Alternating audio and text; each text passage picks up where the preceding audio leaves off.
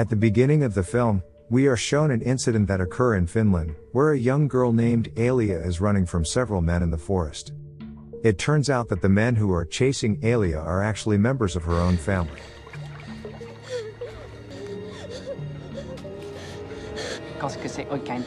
She then plunges into the lake, but the men manage to catch her before she drowns. After that, the scene moves to a bank where a man named Rex is waiting in line for a certain purpose. Not sure why he's there, but it's clear that he's there to see Maddie, his crush. While Rex is talking to her, their place is suddenly attacked by robbers who instantly killed a security guard at the bank. As a result, the situation, which was previously calm, has now become tense. Rex then notices a gun in a woman's bag, but the woman can't do anything because it is too risky for her to act in such a dangerous situation. When everyone is under threat, Rex suddenly behaves strangely, where it looks like he tries to hold his emotions in order not to act rashly.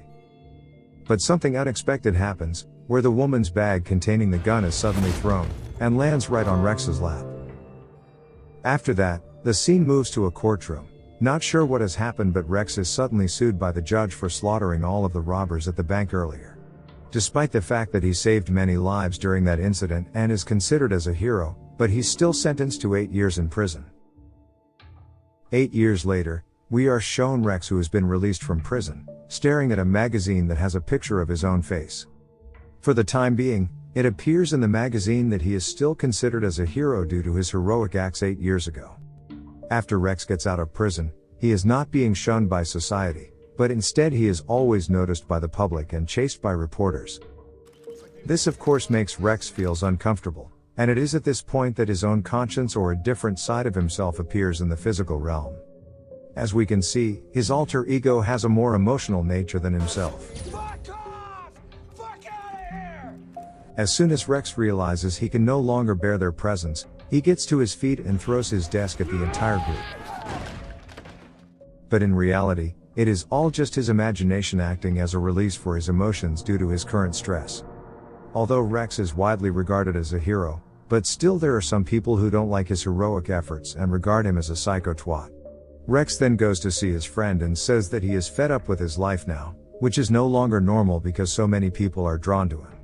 As a result, he finally decides to leave the city where he lives now and move to Finland. Plus, the reason Rex wants to go to Finland is very rational, because when he was in prison, he shot a spitball and it landed right in Finland. After that, the scene moves to a forest which shows a man running from the pursuit of several people. The people who are chasing the man look like the people at the beginning of the film.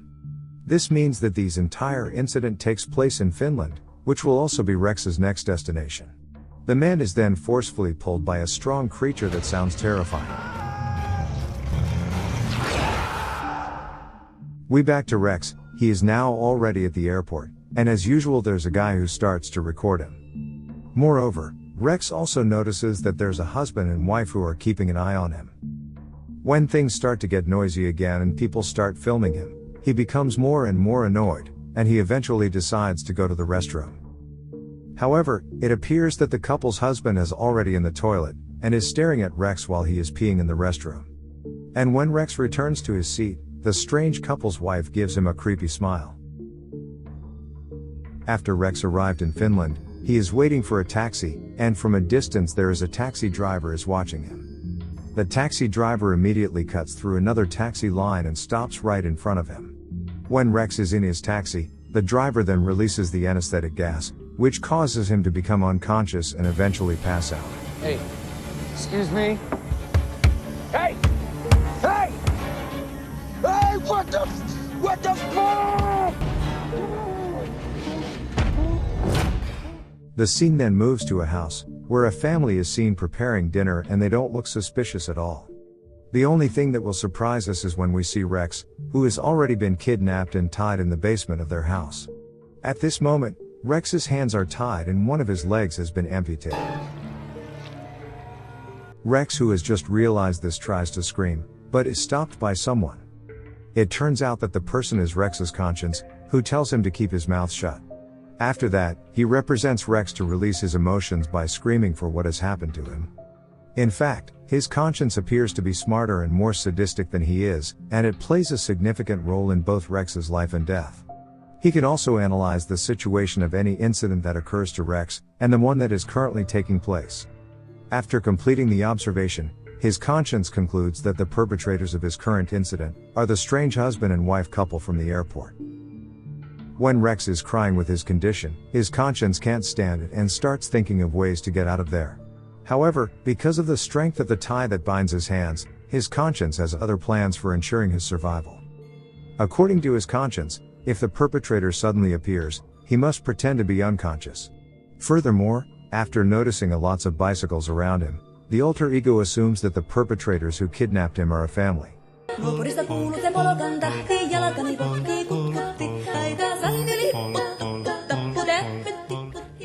Meanwhile, all of the family members have already gone to sleep on the upstairs. But the youngest child in the family named Olavi isn't yet asleep, and he is curious about their victim this time. Rex, who hasn't had enough time to untie the rope yet, tries to do so with his teeth. The young boy, on the other hand, decides to go down to the basement where Rex has been held. After the young boy enters the room on the ground, Rex immediately pretends to be unconscious. Rex then finds out that the person who came is just a child, so he comes up with a plan, which is to make the child as an insurance policy to get him out of that place. He tries to persuade Olavi to come close before kicking him in the face with his amputated leg and flanking him with both thighs. Not long after, his sister realizes that her little brother is not in bed, so she decides to look for him in the basement. It turns out that this woman's name is Alia, and she is the young girl who has tried to run away from several men before this. This explains that it is her family who are kidnapping Rex at this time. At this point, Rex threatens to break the boy's neck if Alia attempts to kill him. But since Rex is too panicked about his own safety, he accidentally let go of Olavi, which makes him lose his guarantee to get out of there. When Olavi is found unconscious in the room, the psychopath family rushes him to the hospital. The mother then slaps Alia because she thought that Alia has hurt her little brother. At this point, we can conclude that Alia has a different nature than her family, and that she could be a great opportunity for Rex to get out of there. The opportunity is bolstered when Alia suddenly smiles and imagines herself married to Rex, which means that she is attracted to Rex at first sight. Since her family is in the hospital, Alia immediately goes downstairs to see Rex and begins to treat his leg. Alia then expresses her feelings to Rex. I'm Alia. I like you. It is at this point that she starts to tell the story of how her family began to kidnap people and make them as food for her eldest brother. Since the birth of her first brother, he has already been suffering from a disorder that causes him to crave and eat the human flesh. This was proven by the fact that he started biting his father when he was a baby. Therefore, since that incident, her family began to kidnap people to satisfy his eldest brother's hunger, although Alia didn't agree with it. When the older brother didn't really like the flesh of the person, they were forced to find another victim as a replacement. Night after night, death came to Alia's life, and she had tried many times to run away from her family. But they were always able to track Alia down, until they imprisoned her in a wooden cage built by her father. After telling the story, Alia begins to feel sorry for Rex and leaves the knife on the floor. She then asks Rex to take the knife himself. But when Rex manages to get it and tries to cut the rope, Alia's three brothers suddenly appear and intend to execute Rex right away. Rex then immediately pretends to be unconscious, and his plan is successful because the brothers cancel their intention. Meanwhile, his personal conscience looks very angry and really wants to end their lives. We will soon see that this family of cannibals has chosen the wrong guy to be kidnapped. After that, they notice Rex's leg, which has already been bandaged, and they immediately look for Alia in her room.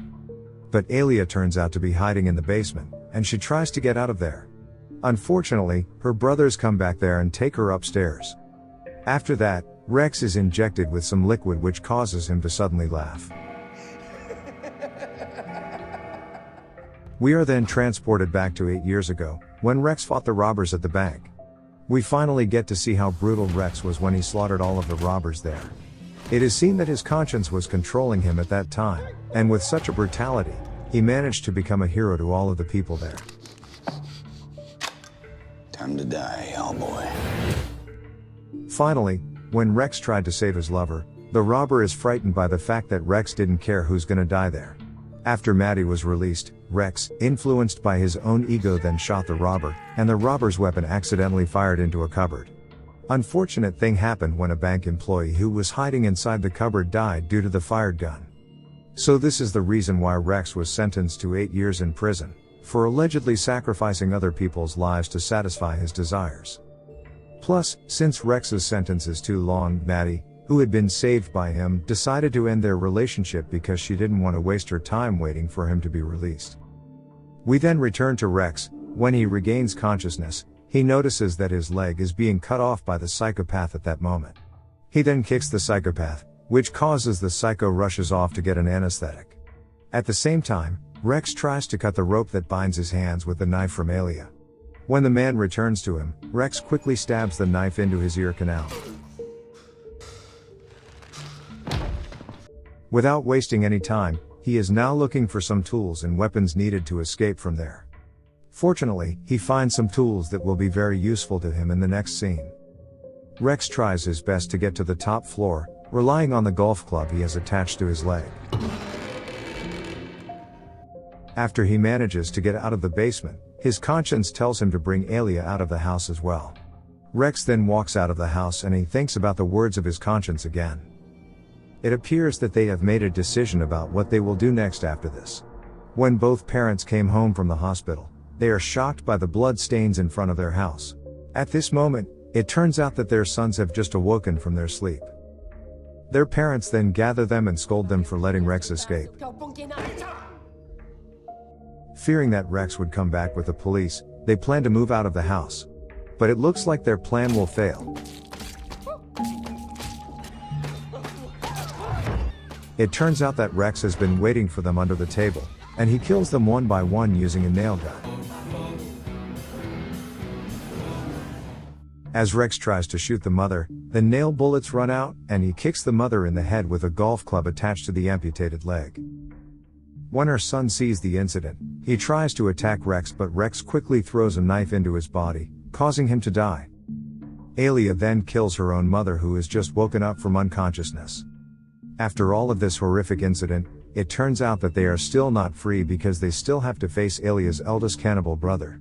Her brother eventually appears, going down the stairs with his big body like a monster. I meant mentally. In the end, Rex and the cannibal fight each other, and when Rex manages to cling to the refrigerator door, he sees that there is a piece of his right leg inside. As a result, he looks happy because it turns out that his right leg still hasn't been eaten by the cannibal. He then takes his right leg and immediately thrusts it into the cannibal's mouth. After it is all over, Rex takes Alia back to America, where they decide to live together there. One night, Rex and Alia are seen hanging out at a place with their friends. But one of their friends seems interested in Rex, which makes Alia jealous. At this moment, it turns out that Alia also has the same alter ego as Rex. She imagines about killing the woman who makes her jealous. This shows that the two of them are a perfect match since they have almost similar alter egos. Meanwhile, in another place, the youngest child from Alia's family, who has recovered from the injury, intends to avenge the death of his family.